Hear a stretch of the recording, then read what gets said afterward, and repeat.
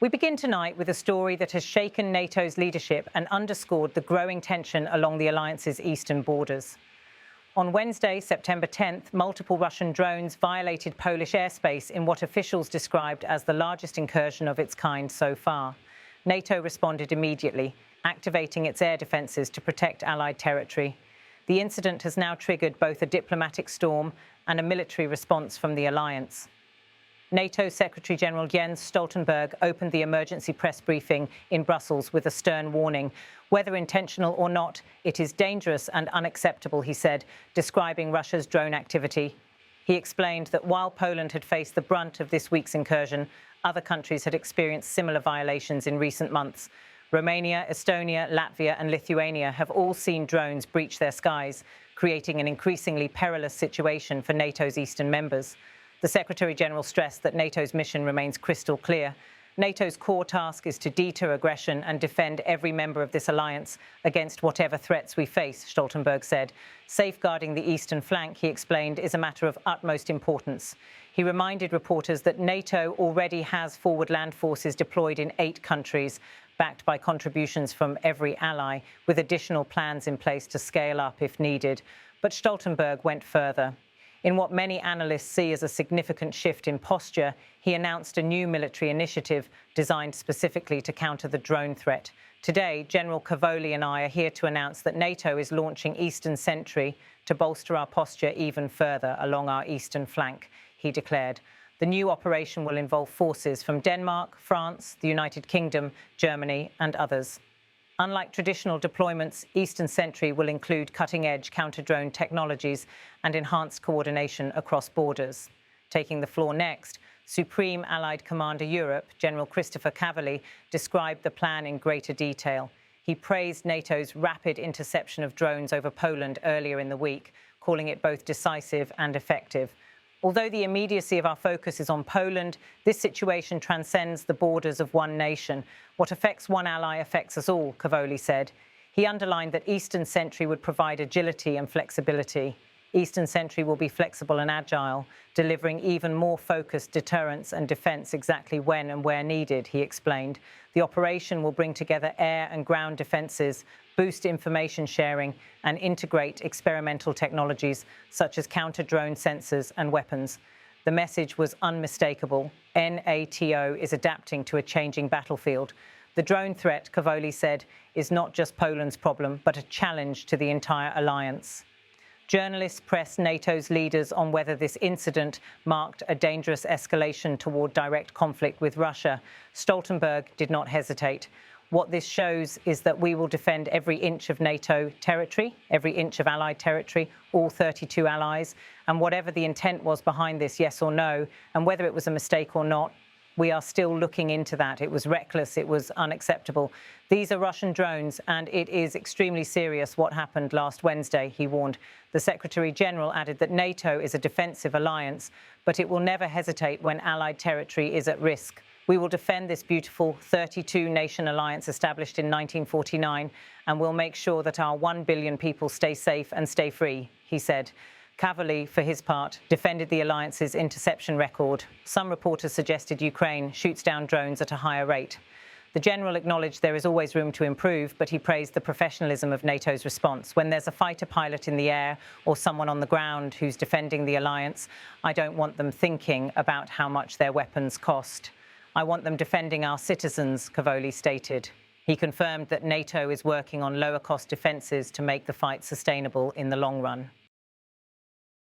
Attention then turned to Washington's response. President Donald Trump's initial public comment was brief. What's with Russia violating Poland's airspace with drones? Here we go. Some interpreted this as dismissive.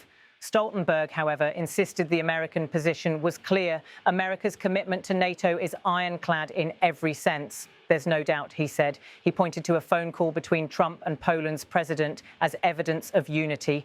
Cavoli clarified that no US combat aircraft were involved in this week's interception due to rotational scheduling, but he emphasized that the United States remains deeply integrated into NATO's command structure.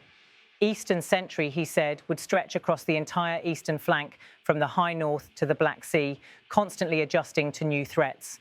Reporters also asked about Europe's role. European Commission President Ursula von der Leyen has proposed creating a drone wall to protect Europe's skies. Stoltenberg welcomed the idea. He said NATO provides the defence plans and capability targets, but the European Union can play a crucial role in funding industrial production and technological development. We can learn so much from Ukraine itself. They have a well-established defence industrial base and a lot of experience now with drone interceptors, he noted. Some journalists pressed whether NATO was too late in strengthening air defences. Cavoli rejected this view. I don't think we're playing catch-up. I think we were postured fairly well for that event, he argued, though he admitted that NATO must always learn and adapt. NATO is a learning organisation.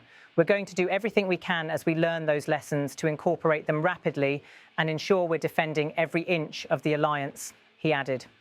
One of the more sensitive questions concerned intent. Was Russia deliberately targeting Poland, or were the drones off course? Stoltenberg refused to speculate. Even if they were not intended to go into Poland, it is reckless, it is unacceptable, it is the Russians taking risk, he said. For NATO, the distinction mattered little. What counted was that drones launched from Russia had violated Allied airspace.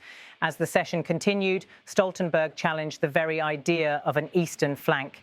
He argued that in an age of hypersonic missiles and long-range drones, no ally is truly distant from the threat.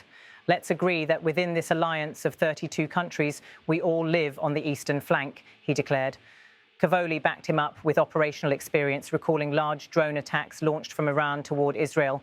The range that those drones can fly and the paths that they can take, we are all vulnerable to them, he said. Both leaders left no doubt that NATO's unity is its greatest strength. Solidarity with Poland, they said, was absolute. The launch of Eastern Sentry is meant not only to deter Moscow, but to reassure NATO's own citizens that the alliance can respond rapidly and decisively. Stoltenberg concluded with a message of resolve. NATO, he said, is defensive in nature, but must always be ready to act. Therefore, we must, as NATO, make clear our resolve and our ability to defend our territory. And that is exactly what Eastern Sentry is designed to do, he stated. The new mission, he promised, will add flexibility, reinforce deterrence and protect the eastern flank. Cavoli echoed this determination. He praised the alliance's rapid response earlier in the week and promised that NATO will remain vigilant. Poland and citizens from across the alliance should be assured by our rapid response earlier this week and our significant announcement here today. NATO will continue to defend every inch of its territory, he said. As the press conference closed, the message was crystal clear. NATO sees the drone incursions as reckless, dangerous and unacceptable. Whether deliberate or accidental, Russia has crossed a line.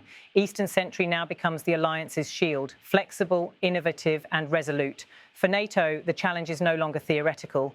Drones have already violated Allied skies, triggering defensive action.